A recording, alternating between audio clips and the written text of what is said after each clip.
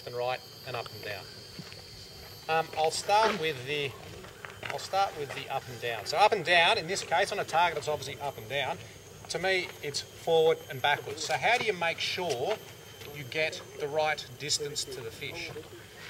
The first key thing, obviously, is to work out, and it's in archery it's called picking a target.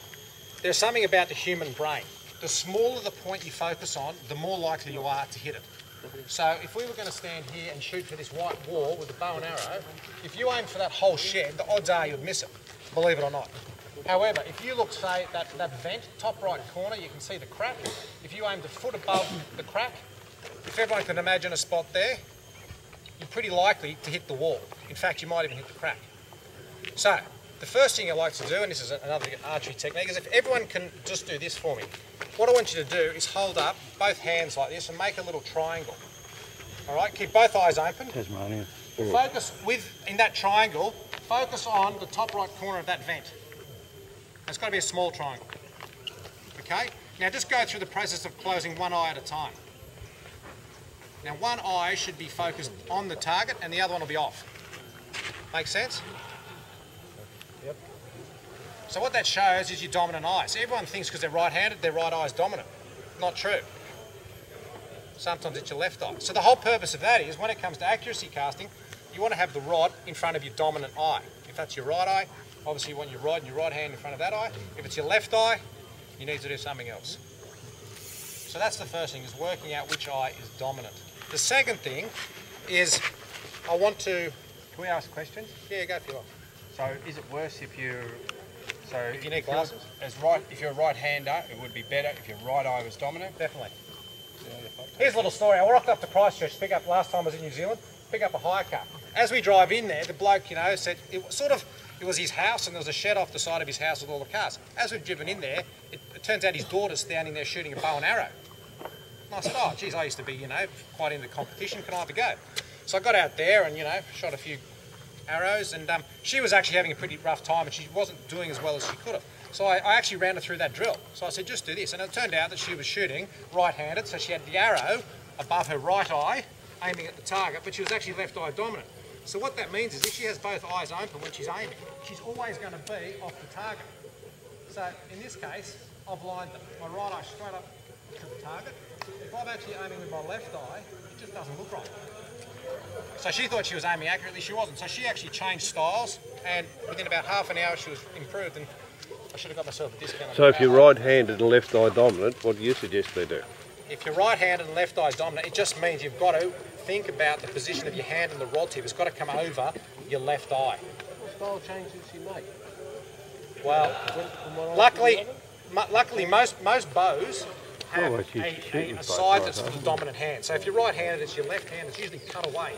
Fortunately for her, she had a bow that was like this. It had a riser where you could actually shoot. It was a cheap bow.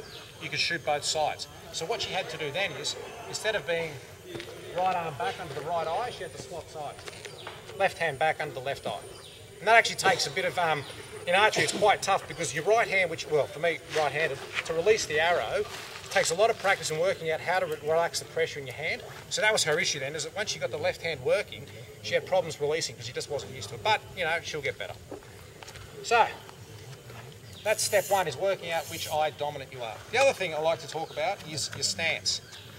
I also did a few years of Aikido, which is a Japanese martial art, and they always talk about the triangle, right? So if you've got a triangle stance, if you can imagine my foot, and you've got a base here, that comes to a point, and that's a flat base. You always want to have a triangle if you're going to attack someone, because this represents a smaller area of exposure to get hit, and it also helps you with some focus.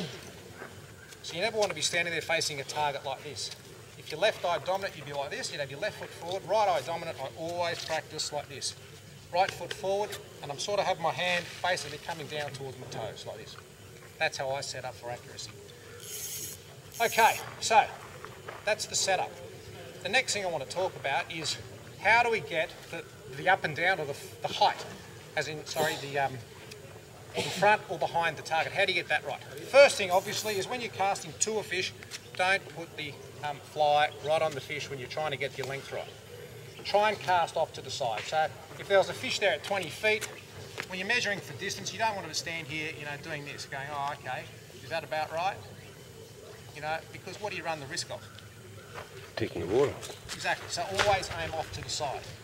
In doing that, your eyes work best when you can judge, they are best at judging distance and depth when they are horizontal.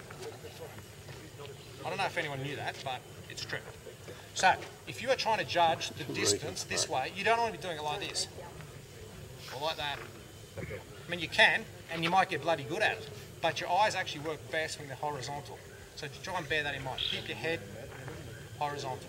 Okay, so there you are. You've got your left foot forward. You've got your right eye lined up to the fish. So to me, it's pretty simple. You just practice off to the side of the fish, and I'm obviously assuming you can do this. You know, we're not talking some tight stream, which is overhung by branches. So let's have some latitude here. We're on a big river. So you just want to practice casting off to the side until you've got the distance that you think is right. So let's just say we've got a bit of drift, we want the fly to end up there. Now the next issue we need to do is present the fly to the fish. So remember I said picking the point, picking the spot. So I'm going to try and pick a spot, let's say it's the 0 in the 20. Now I could aim for the line, I could aim for the 2, I could aim for all of that, but I want to try and pick the 0 in the 20. So odds are I won't hit it, but I reckon I'll get a better result than if I just aim for all of it in general. So this is really important. If you see a fish feeding, do you want to aim at the fish or a point, you know, that's going to bring the fly down to the fish? What do you think? Do you want to land the fly on the fish's head? No. I mean, in general you wouldn't. Actually, the guy that first taught me to fly fish was a guy called John Turnbull. He actually turned out to be my Aikido. He was my Aikido teacher. And this is just an aside, but he always said to me, if you see a trout that's feeding, first cast behind the fish. Odds are they'll hear it turn and take it. But, you know, sometimes we all get a bit cavalier and we don't want to do that. So let's just assuming that you want to cast in front of the fish so the fly can be brought down to the fish on the current. Pick your spot, so don't aim at the fish. This sounds, you know, logical, but I tell you, you got a 10 pounder there sitting in shallow water in New Zealand, your heart starts going like there's no tomorrow. And it's often called buck fever. I used to do a bit of bow hunting too.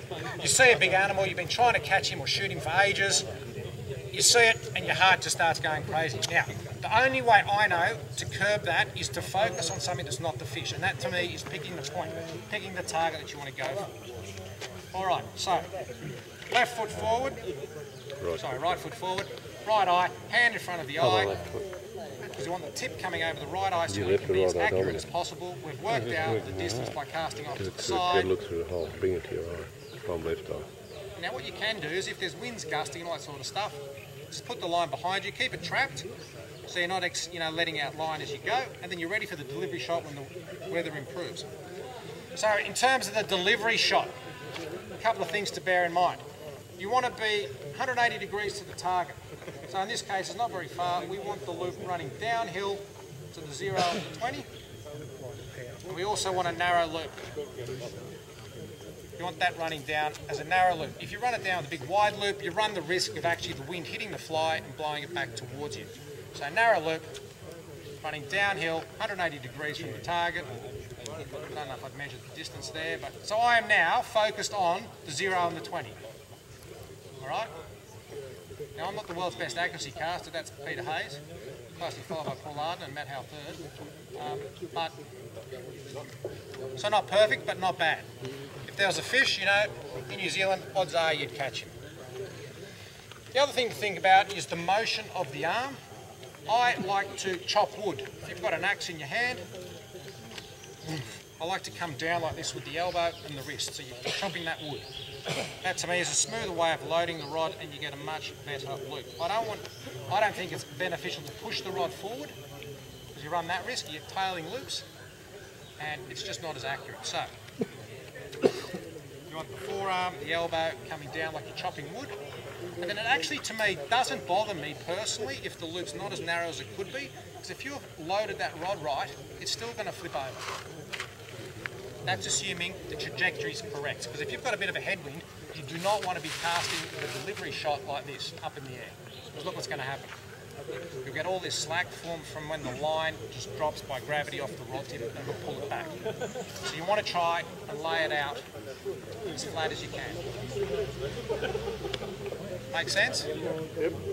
I've probably exhausted my 100 words. Any questions?